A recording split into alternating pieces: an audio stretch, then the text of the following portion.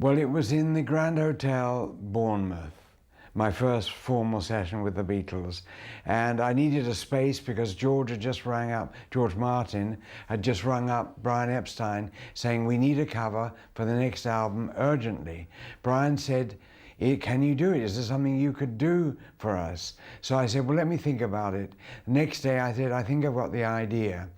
But the only place I could shoot it was in the dining room of the hotel, where we could draw the dark curtains round in the background and use the light of the windows to do the shot, which was the cover of With the Beatles, Meet the Beatles.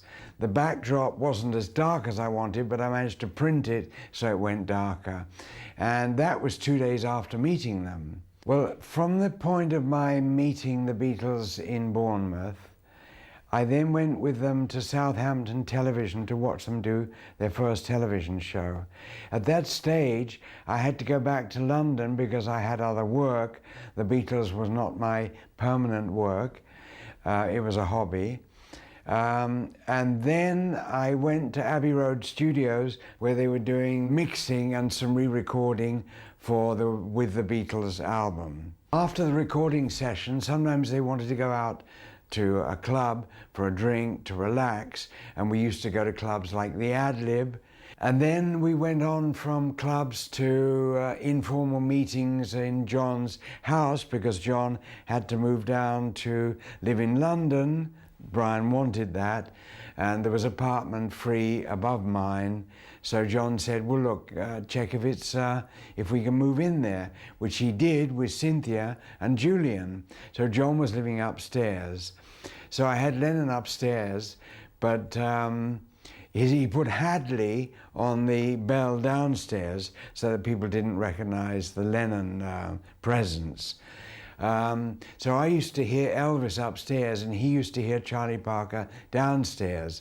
And there was contact with John, more personal contact with John. And then, of course, I went to Sweden with them, I went to France with them, I went to New York with them on their promotional journeys, and all that was before Hard Day's Night.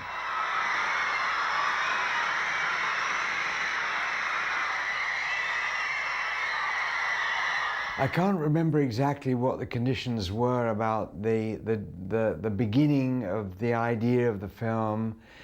I know that there was talk between them and Brian about who was going to write it, and then there were meetings with the producer.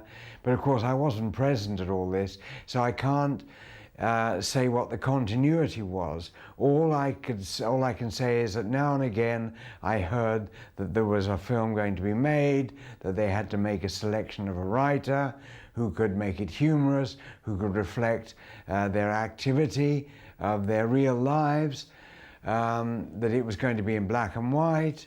And so really I just got vague waves preceding the whole thing.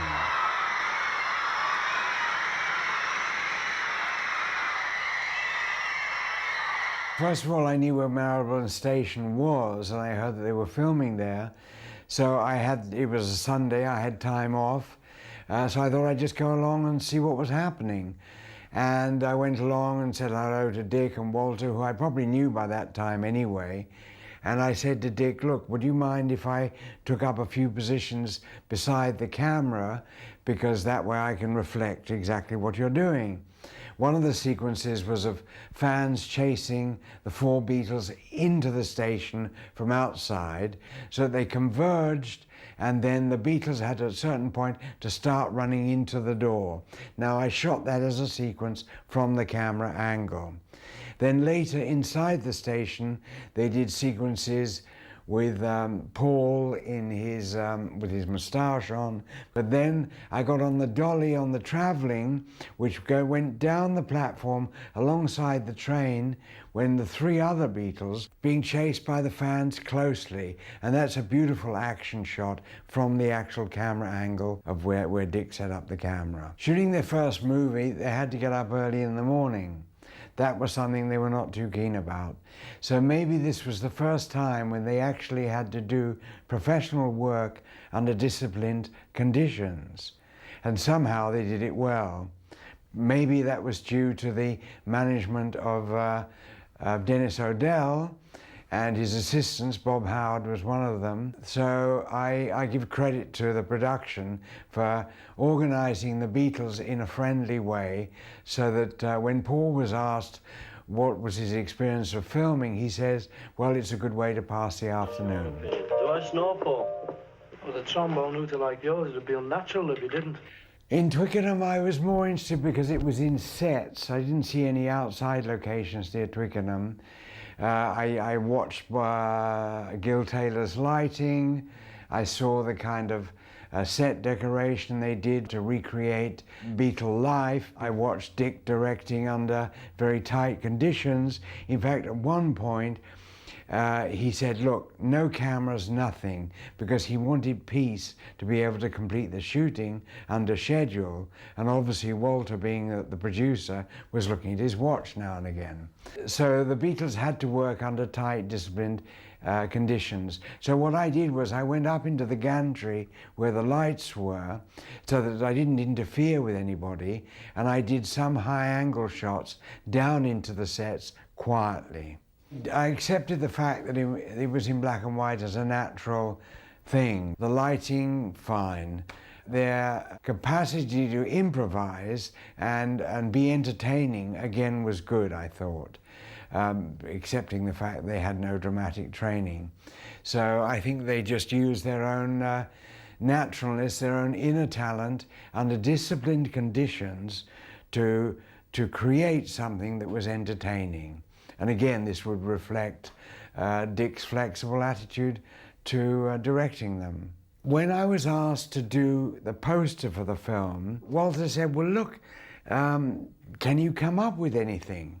So I said, well, let me think about it. And very soon I suggested to him that the one image couldn't reflect the range of animation that the Beatles created in the film.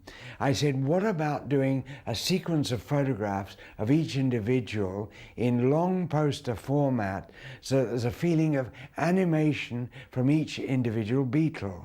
And this came out of polyphotos, which was a system in the 40s where a photographer would shoot a sequence of frames of a portrait of you, and you would give different expressions, smiling, serious, stupid, whatever.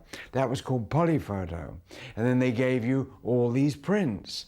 They liked the idea. They said, go ahead, set up the portrait shoots, which I did. Well, when I looked at the result of all the Beatles, I thought, well, maybe there could be some element in it that could be a surprise element, something a bit odd. So I thought, well, since Wilfrid Bramble was one of the key characters, let's do a shot of Wilfrid, like a Beatle, and just pop him in once. And then I put Paul to the right, Paul to the left, looking at both ways at Wilfrid in the centre, and I think that gave a touch, a richness to the poster. Walter was the one who commissioned it and followed the whole thing through, and it was thanks to Walter that that idea, and later the title credits of the film got done by some humble person like myself. And I was very happy with the result, both of the poster and of the end credits, which was low budget, using simple images, and like with Paul, closing and opening the eyes from two images, dissolving. So we used very simple techniques to get something that I think was graphically effective. I felt the general atmosphere was that the film was creating a buzz, and so I was happy for Walter, happy for the Beatles, happy for Dick. I never sensed anything in any historical perspective. I mean, if something is good, you just feel it's good at the time, and you think it will last. That's all I thought. The media tried to make play of, well, they're just a passing phase, or in 10 years' time, nobody will know. But if something is of quality, you feel that if something is good, it's going to last. And it has. And I'm glad that it has, because what they communicated was a sense of freshness, of being in love, being good, and happiness.